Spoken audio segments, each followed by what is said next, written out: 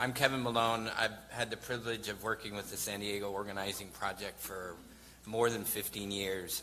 Our work is to build powerful organizations in congregations that begin to live out their faith in public life. And I'm part of the Pico, California network that does a lot of work around the state. So we were there when this commission got formed more than 10 years ago, and what I was afraid of is that it would be a commission where impossible problems go to disappear. And I'm happy to say it doesn't feel like that at all, that some good work has been done through this. Normally I wouldn't be here today.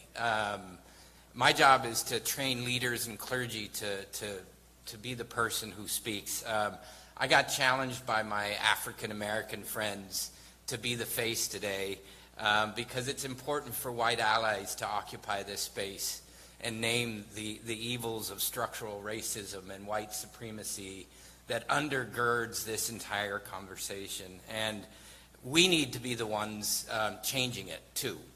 And we need to be in these spaces and be brave enough to say we're not there yet, and it hurts us too. I like what Morpheus from the movie The Matrix said. The Matrix is a cage for your mind. And racism operates like that. We're all in cages. The cages look differently. And we're learning more and more about the nature of that cage through conversations like these. And this one just like noodles me. I can't stop thinking about it, and you all know it because you're experts, and I see so many faces I've worked with out here. But trauma can be passed on genetically. Like, noodle on that for a minute and imagine what we're really up against. This is long-term work, and it burns in me. The last 16 years as director and organizer in SDOP, this has been in the center of our work. The cradle to prison pipeline, before people were using that language, I think we were. I'm also here because we have failed. I think we've made some strides in the last decade. So I can remember being in a meeting of criminal justice reform advocates in Sacramento 15 years ago, where I said, the problem is Prop 13, we're disinvesting in communities of color. I got laughed out of that room. I was also in a room where I said, hey, if we don't talk about money bail reform, we're never going to get anywhere. I got laughed out of that room too. People said we can't fight that, and I'm happy to be here to say that we have taken some good strides. And for me, this is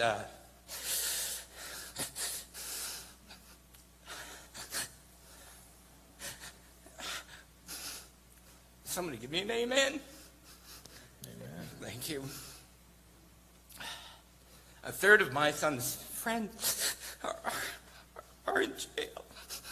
Another third are indebted jobs, and another third are in the military. And so I know that I have failed. The system is failing everyone. And I only got 3 minutes. It's not a lot of time. I work with a lot of pastors, so give me an extra minute. So make no small plans, for they hath not the magic to stir one's imagination. That's from Daniel Burns. And I think we don't dream big enough. I think we need bigger dreams. If we're really going to address the violence of poverty and racism, we need bigger dreams. And we need to start speaking to those dreams and naming the evils that we're up against. So we must talk about universal basic income. We must begin to think about changing how we employ people. We must begin to value teachers and pay them better and hold them more accountable. We all know these things. We need universal high-quality preschool. We need universal health care, and we need to talk about the social determinants of health that determine where young people of color are going, and we must name that. We must invest in our youth. We must invest in these poor neighborhoods. Criminal justice reform, you're all experts on it. We've designed a system that incarcerates and incarcerates and incarcerates, and there's never a conversation about rehabilitation. If the second you walked in, somebody gave you a hug and said, you're forgiven, now go forgive yourself and repair your relationships, what if we had that kind of system? In California, Pico, California is leading a conversation that's called HEAT. If we're really going to transform law enforcement, we must hire differently, we must equip differently, we must hold the system accountable differently, and we must train people differently. What if every prison guard was a trained mental health expert? What if every police officer had 2 years of training and tendencies towards aggression were identified, right? Like they do in Finland. I know I'm running out of time here. We've done some good things. Prop 4757, the support of you and the great Dr. Weber and all of her work. We must do the bail reform. We must continue to expand alternatives to detention. They work. We must expand restorative justice programs like Mid-City Can has. They work. Ian Gordon created, with our help, a youth development office here that's massively underfunded. We must expand work like that and diversion. Last thing I'll say, I'm running out of time. There's a good program in Chula Vista, South Bay Community Services. We won a Promise Neighborhood grant down there. And it is working.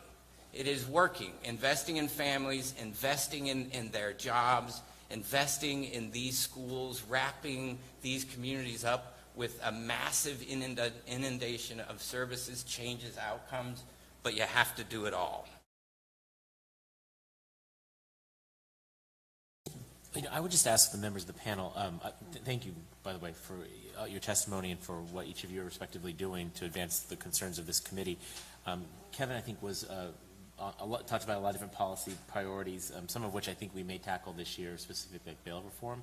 I was curious, maybe for each of you, a question of what would be, if you were in our shoes, what's the #1 legislative issue you'd want us to tackle? In the case of bail reform, I think money bail reform, I think we understand, or hopefully many of you understand what that is, but for each of you individually, since you occupy different spaces of this issue, what would you ask us to go back on Monday up to the Capitol and work on specifically?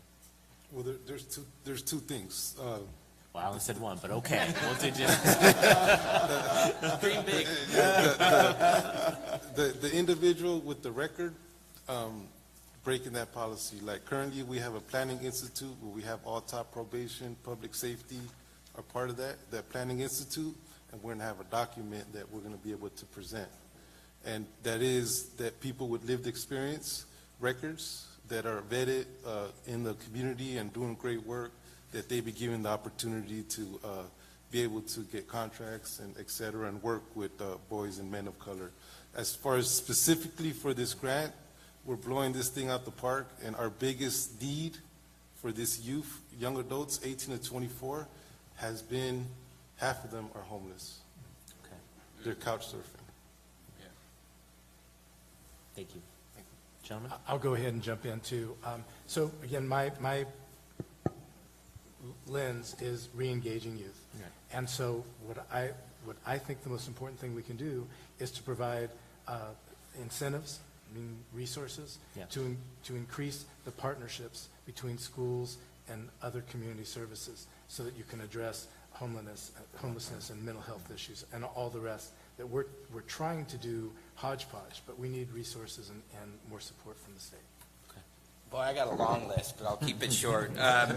So there's really, I didn't get to this here, but there's good work happening here to blow up juvenile hall. I said that. I don't mean blowing up. I mean scraping it and completely transforming juvenile hall into a campus. Right. So I don't know what state enabling stuff lies in there, but the other really big priority is the marijuana tax.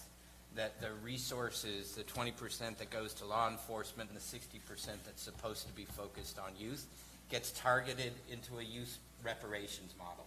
The drug war differently impacted communities of color.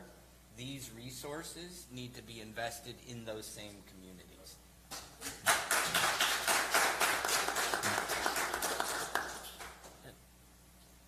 Did you want to say something? Did you want to add? You're good? Okay. Can I have, I'm sorry, one more. I got a long list, but I just want to support Arthur. One of our goals locally is to support emerging organizations led by those most impacted and led by people of color. It is very difficult for these small organizations to find support at the county and the state levels, and we need to figure out how to do that differently. Thank you.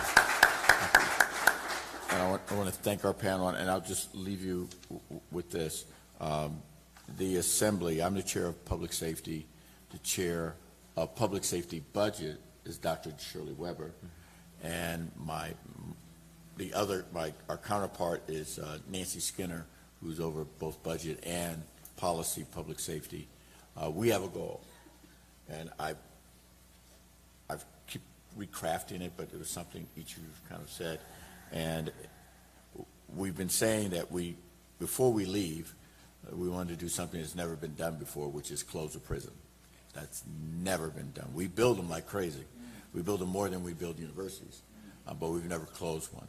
And so we've readjusted it based on what I'm hearing is maybe we change the facility.